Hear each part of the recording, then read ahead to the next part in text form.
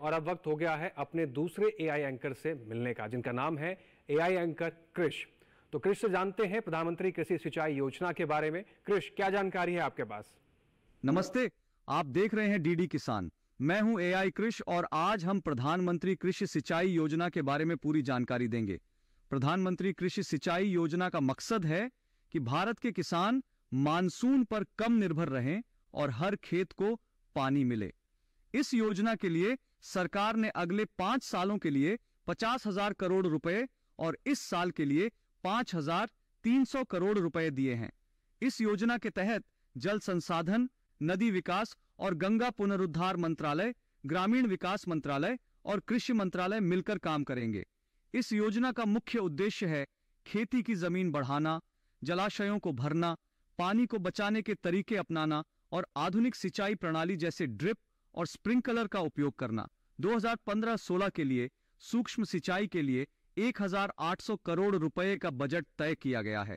छोटे तालाब, जल संचयन संरचना और छोटे बांधों के निर्माण के लिए ग्रामीण विकास मंत्रालय को 1,500 करोड़ रुपए दिए गए हैं। जल संसाधन मंत्रालय ने नाली विकास और त्वरित सिंचाई के लिए 2,000 करोड़ रुपए का बजट रखा है।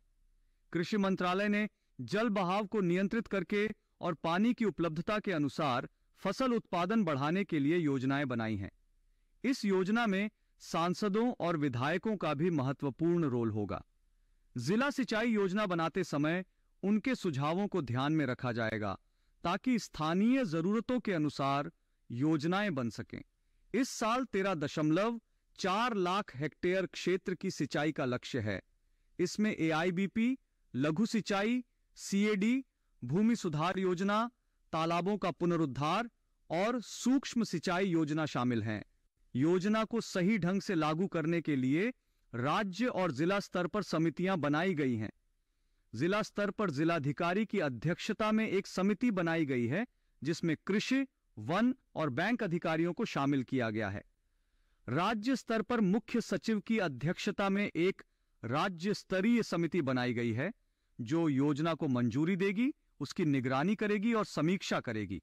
राष्ट्रीय स्तर पर नीति आयोग के उपाध्यक्ष की अध्यक्षता में एक राष्ट्रीय कार्यकारी समिति बनाई गई है जो संसाधनों के आवंटन, मंत्रालय समन्वयन, निगरानी और प्रशासनिक समस्याओं को हल करेगी।